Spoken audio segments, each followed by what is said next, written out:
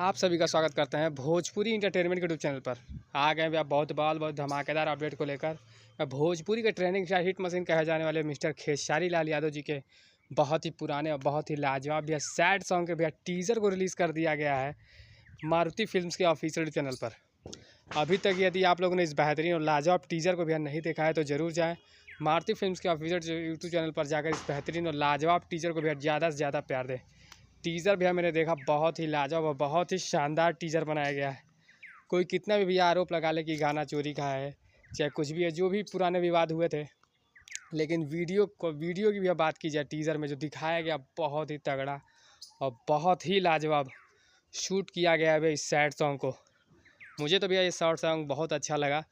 कल इसके फुल गाने को भी देखा जाएगा टीज़र में। गाना तो हम लोग सुन ही चुके हैं ऑडियो वर्जन, क्योंकि ये 1-1.5 साल पहले पुराना ही गाना रिलीज़ किया गया। वीडियो इस साल मतलब आ रहा है और बहुत सालों के बाद भी खेसारी भैया का कोई सैड सॉन्ग का वीडियो आप लोग को देखने को मिलेगा और बहुत ही तगड़ा बहुत ही लाजवाब एकदम बवाल मचा दिया भैया इस टीज़र ने।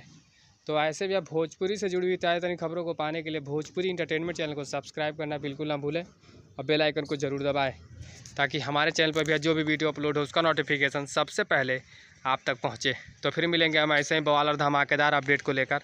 तब तक जय हिंद, जय भोजपुरी।